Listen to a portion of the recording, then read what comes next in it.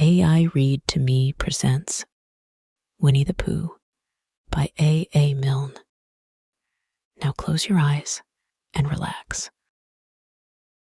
Chapter 1, in which we are introduced to Winnie-the-Pooh and some bees, and the stories begin.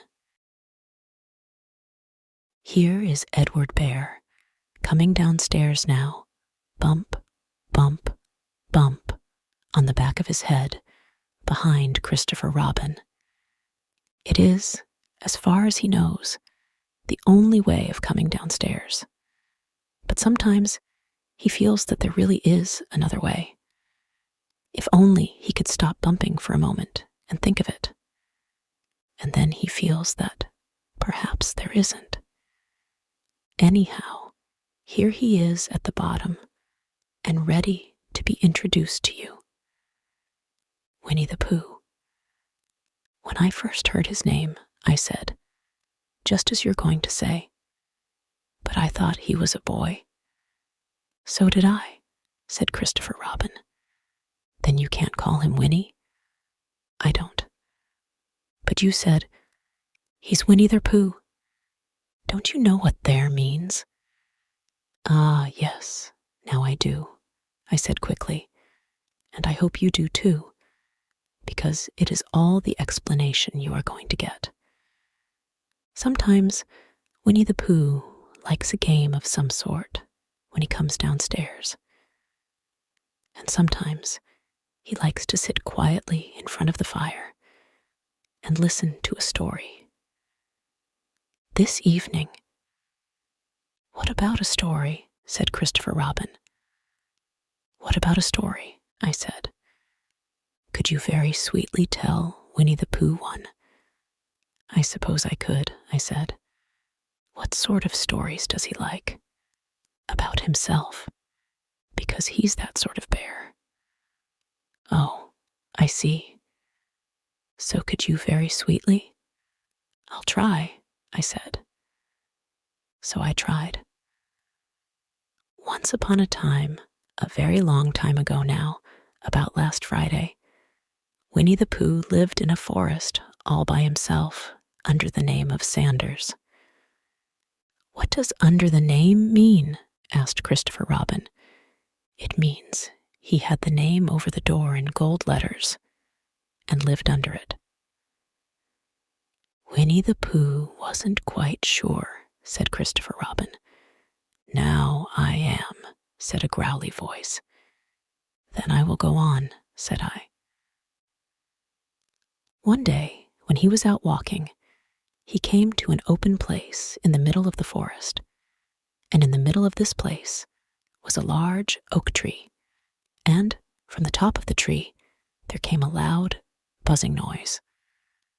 Winnie-the-Pooh sat down at the foot of the tree, put his head between his paws, and began to think. First of all, he said to himself, that buzzing noise means something. You don't get a buzzing noise like that, just buzzing and buzzing, without its meaning something. If there's a buzzing noise, somebody's making a buzzing noise. And the only reason for making a buzzing noise that I know of is because you're a bee. Then he thought another long time and said, and the only reason for being a bee that I know of is making honey. And then he got up and said, and the only reason for making honey is so as I can eat it. So he began to climb the tree. He climbed and he climbed and he climbed.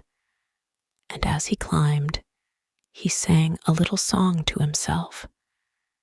It went like this. Isn't it funny? How a bear likes honey. Buzz, buzz, buzz. I wonder why he does. Then he climbed a little further, and a little further, and then just a little further. By that time, he had thought of another song. It's a very funny thought that if bears were bees, they'd build their nests at the bottom of trees.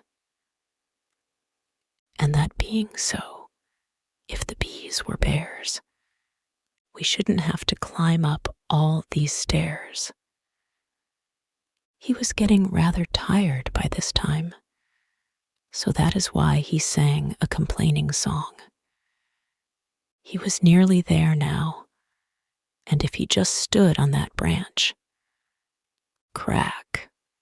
"Oh, help," said Pooh, as he dropped 10 feet on the branch below him. "If only I hadn't," he said, as he bounced 20 feet onto the next branch.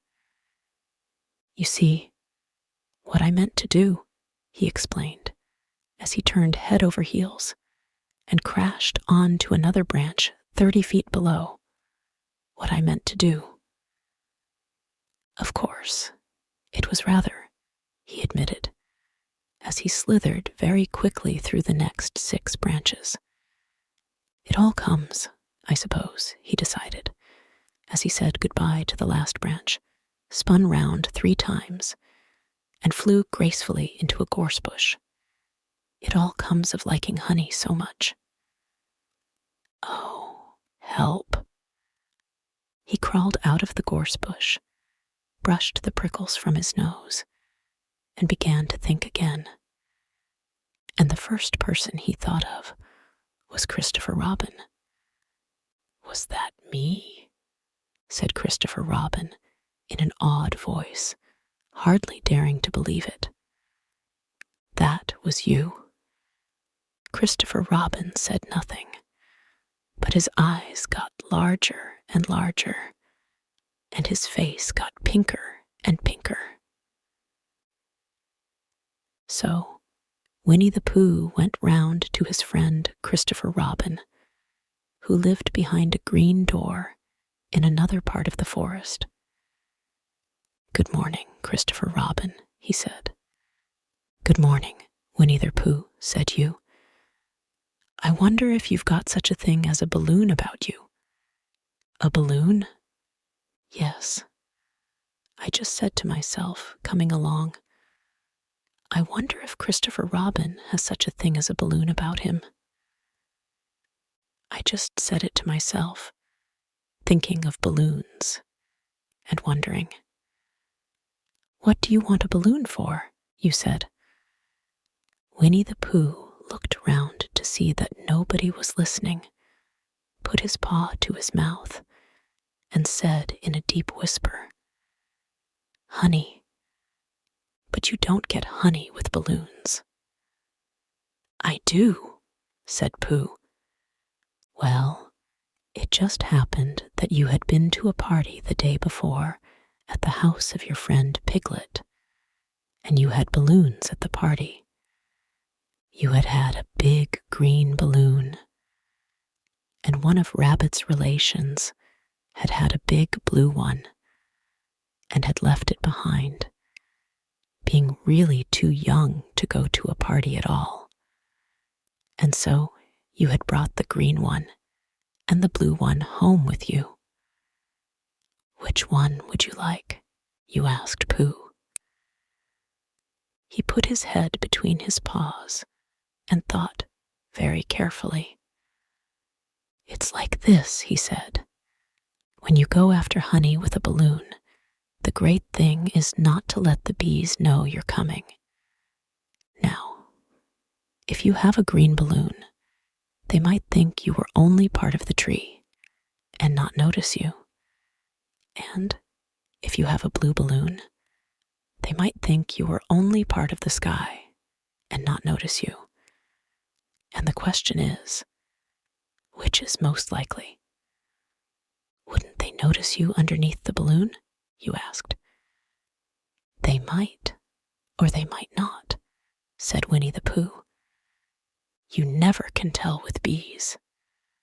He thought for a moment and said, "I shall try to look like a small black cloud. That will deceive them." "Then you had better have the blue balloon," you said. And so it was decided. Well, you both went out with the blue balloon, and you took your gun with you, just in case, as you always did. And Winnie-the-Pooh went to a very muddy place that he knew of, and rolled until he was black all over.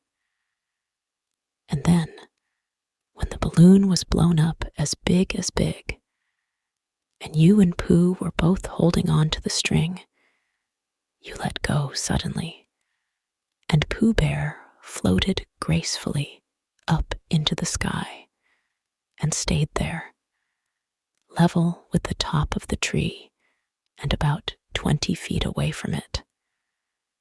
"Hooray!" you shouted. "Isn't that fine?" shouted Winnie-the-Pooh down to you. "What do I look like?" "You look like a bear holding on to a balloon," you said. "Not," said Pooh anxiously. "Not like a small black cloud in a blue sky. Not very much." "Ah, well, perhaps from up here it looks different. And as I say, you never can tell with bees." There was no wind to blow him nearer to the tree, so there he stayed. He could see the honey, he could smell the honey, but he couldn't quite reach the honey. After a little while, he called down to you. "Christopher Robin," he said in a loud whisper. "Hello. I think the bees suspect something." "What sort of thing?" "I don't know. But something tells me that they're suspicious. Perhaps they think that you're after their honey. It may be that. You never can tell with bees." There was another little silence, and then he called down to you again. "Christopher Robin." "Yes." "Have you an umbrella in your house?" "I think so." "I wish you would bring it out here and walk up and down with it, and look up at me every now and then and say, 'Tut tut, it looks like rain.' I think if you did that, it would help the deception which we are practicing on these bees." Well, you laughed to yourself, silly old bear. But you didn't say it aloud because you were so fond of him, and you went home for your umbrella. "Oh, there you are," called down Winnie-the-Pooh as soon as you got back to the tree. "I was beginning to get anxious. I have discovered that the bees are now definitely suspicious." "Shall I put my umbrella up?" you said. "Yes, but wait a moment. We must be practical. The important bee to deceive is the queen bee. Can you see which is the queen bee from down there?" "No. A pity." "Well, now if you walk up and down with your umbrella saying, 'Tut tut, it looks like rain,' I shall do what I can by singing a little cloud song, such as a cloud might sing. Go." So, while you walked up and down and wondered if it would rain, Winnie-the-Pooh sang this song. How sweet to be a cloud, floating in the blue. Every little cloud always sings aloud. How sweet to be a cloud, floating in the blue. It makes him very proud to be a little cloud. The bees were still buzzing as suspiciously as ever. Some of them, indeed, left their nests and flew all round the cloud as it began the second verse of this song, and one bee sat down on the nose of the cloud for a moment and then got up again. "Christopher." "Ow." "Robin," called out the cloud. "Yes, I have just been thinking, and I have come to a very important decision. these are the wrong sort of bees. Are they? Quite the wrong sort. So I should think they would make the wrong sort of honey, shouldn't you? Would they? Yes. So I think I shall come down. How? Asked you. Winnie-the-Pooh hadn't thought about this. If he let go of the string, he would fall, bump, and he didn't like the idea of that. So he thought for a long time, and then he said, "Christopher Robin, you must shoot the balloon with your gun." "Have you got your gun?" "Of course I have," you said. "But if I do that, it will spoil the balloon," you said. "But if you don't," said Pooh, "I shall have to let go, and that would spoil me." When he put it like this, you saw how it was, and you aimed very carefully at the balloon and fired. "Ow," said Pooh. "Did I miss?" you asked. "You didn't exactly miss," said Pooh, "but you missed the balloon." "I'm so sorry," you said, and you fired again. And this time, you hit the balloon, and the air came slowly out, and Winnie-the-Pooh floated down to the ground. But his arms were so stiff from holding on to the string of the balloon all that time that they stayed up straight in the air for more than a week. And whenever a fly came and settled on his nose, he had to blow it off. And I think, but I am not sure, that is why he was always called Pooh. "Is that the end of the story?" asked Christopher Robin. "That's the end of that one. There are others. About Pooh and me, and Piglet and Rabbit and all of you. Don't you remember?" "I do remember. And then, when I try to remember, I forget. That day, when Pooh and Piglet tried to catch the heffalump, they didn't catch it, did they? No, Pooh couldn't, because he hasn't any brain. Did I catch it? Well, that comes into the story." Christopher Robin nodded. "I do remember," he said. "Only Pooh doesn't very well, so that's why he likes having it told to him again. Because then it's a real story and not just a remembering." "That's just how I feel," I said. Christopher Robin gave a deep sigh, picked his bear up by the leg, and walked off to the door, trailing Pooh behind him. At the door, he turned and said, "Coming to see me have my bath?" "I might," I said. "I didn't hurt him when I shot him, did I?" "Not a bit." He nodded and went out, and in a moment I heard Winnie-the-Pooh bump, bump, bump, going up the stairs behind him. Chapter 2, in which Pooh goes visiting and gets into a tight place. Edward Bear, known to his friends as Winnie-the-Pooh, or Pooh for short, was walking through the forest one day, humming proudly to himself. He had made up a little hum that very morning as he was doing his stoutness exercises in front of the glass. Tra-la-la, tra-la-la, as he stretched up as high as he could go. And then, tra-la-la, tra-la, oh help. La, as he tried to reach his toes. After breakfast, he had said it over and over to himself until he had learnt it off by heart, and now he was humming it right through, properly. It went like this. Tra-la-la, tra-la-la, tra-la-la, tra-la-la, rum-tum-tiddle, um-tum. Tiddle-iddle, tiddle-iddle, tiddle-iddle, tiddle-iddle, rum-tum-tum-tiddle-um.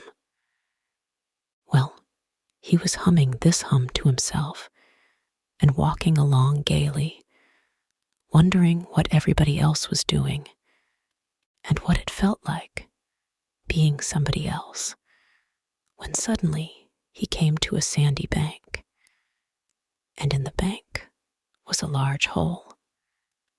"Uh-huh," said Pooh, rum-tum-tiddle-um-tum. "If I know anything about anything, that hole means rabbit," he said. "And rabbit means company," he said. "And company means food and listening to me humming and such like. Rum-tum-tum-tiddle-um." So he bent down, put his head into the hole, and called out, "Is anybody at home?" There was a sudden scuffling noise from inside the hole, and then silence. What I said was, "Is anybody at home?" called out Pooh very loudly. "No," said a voice, and then added, "You needn't shout so loud. I heard you quite well the first time." "Bother," said Pooh. "Isn't there anybody here at all?" "Nobody." Winnie-the-Pooh took his head out of the hole and thought for a little, and he thought to himself, there must be somebody there, because somebody must have said nobody. So he put his head back in the hole and said, "Hello, Rabbit. Isn't that you?" "No," said Rabbit, in a different sort of voice this time. "But isn't that Rabbit's voice?" "I don't think so," said Rabbit.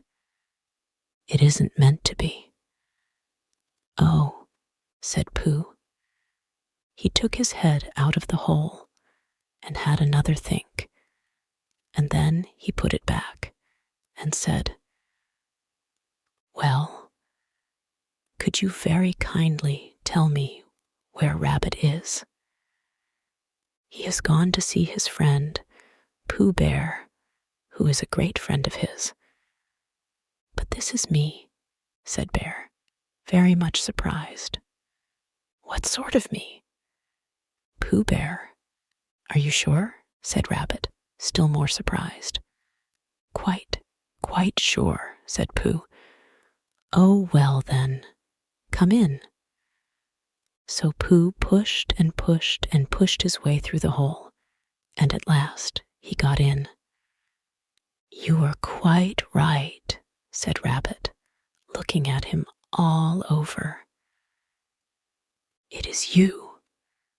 Glad to see you. Who did you think it was?" "Well, I wasn't sure. You know how it is in the forest. One can't have anybody coming into one's house. One has to be careful. What about a mouthful of something?" Pooh always liked a little something at 11 o'clock in the morning, and he was very glad to see Rabbit getting out the plates and mugs. And when Rabbit said, "Honey or condensed milk with your bread?" he was so excited that he said, "Both." And then, so as not to seem greedy, he added, "But don't bother about the bread, please." And for a long time after that, he said nothing. Until at last, humming to himself in a rather sticky voice, he got up, shook Rabbit lovingly by the paw, and said that he must be going on. "Must you?" said Rabbit politely. "Well," said Pooh, "I could stay a little longer if you," and he tried very hard to look in the direction of the larder. "As a matter of fact," said Rabbit, "I was going out myself directly." "Oh, well, then I'll be going on. Goodbye." "Well, goodbye, if you're sure you won't have any more." Is there any more? Asked Pooh quickly. Rabbit took the covers off the dishes and said, No, there wasn't. I thought not, said Pooh, nodding to himself. Well, goodbye. I must be going on. So he started to climb out of the hole. He pulled with his front paws and pushed with his back paws, and in a little while his nose was out in the open again, and then his ears, and then his front paws, and then his shoulders, and then, Oh, help, said Pooh. I'd better go back. Oh, bother, said Pooh. I shall have to go on. I can't do either, said Pooh. Oh, help and bother. Now, by this time, Rabbit wanted to go for a walk too, and finding the front door full, he went out by the back door and came round to Pooh and looked at him. Hello, are you stuck? He asked. No, said Pooh carelessly. Just resting and thinking and humming to myself. Here, give us a paw. Pooh Bear stretched out a paw, and Rabbit pulled and pulled and pulled. Ow, cried Pooh. You're hurting. The fact is, said Rabbit, you're stuck. It all comes, said Pooh crossly, of not having front doors big enough. It all comes, said Rabbit sternly, of eating too much. I thought at the time, said Rabbit. Only I didn't like to say anything, said Rabbit. That one of us was eating too much, said Rabbit. And I knew it wasn't me, he said. Well, I shall go and fetch Christopher Robin. Christopher Robin lived at the other end of the forest, and when he came back with Rabbit and saw the front half of Pooh, he said, Silly old bear, in such a loving voice that everybody felt quite hopeful again. I was just beginning to think, said Bear, sniffing slightly, that Rabbit might never be able to use his front door again. And I should hate that, he said. So should I, said Rabbit. Use his front door again, said Christopher Robin. Of course he'll use his front door again. Good, said Rabbit. If we can't pull you out, Pooh, we might push you back.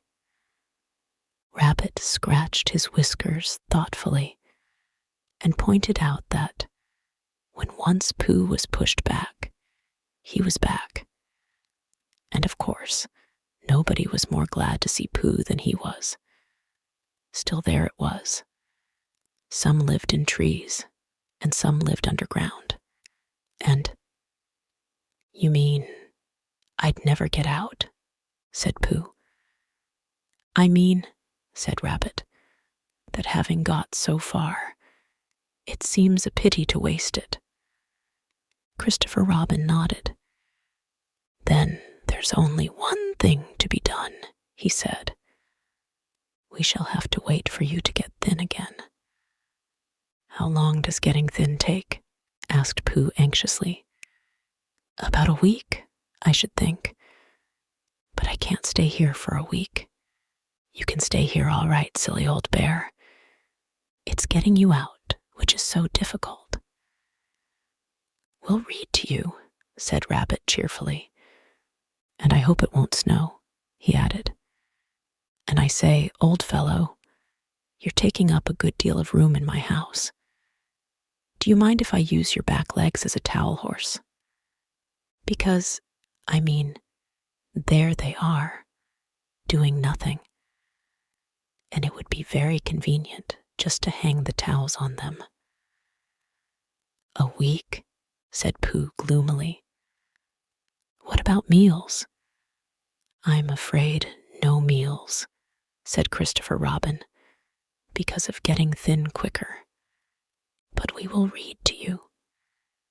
Bear began to sigh, and then found he couldn't, because he was so tightly stuck, and a tear rolled down his eye as he said, "Then would you read a sustaining book, such as would help and comfort a wedged bear in great tightness?" So, for a week, Christopher Robin read that sort of book at the north end of Pooh, and Rabbit hung his washing on the south end. And in between, Bear felt himself getting slenderer and slenderer. And at the end of the week, Christopher Robin said, "Now." So he took hold of Pooh's front paws, and Rabbit took hold of Christopher Robin, and all Rabbit's friends and relations took hold of Rabbit, and they all pulled together. And for a long time, Pooh only said, "Ow," and "Oh."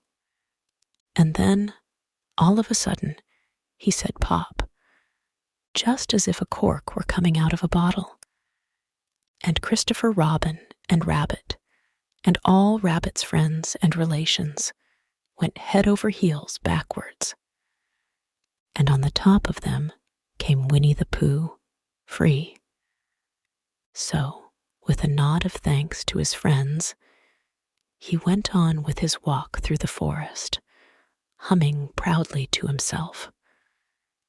But Christopher Robin looked after him lovingly and said to himself, "Silly old bear."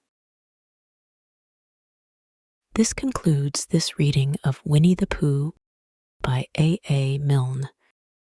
If you enjoyed it, please like and subscribe. To listen ad-free, visit aireadtome.com or use the link in the description. Thank you for your support.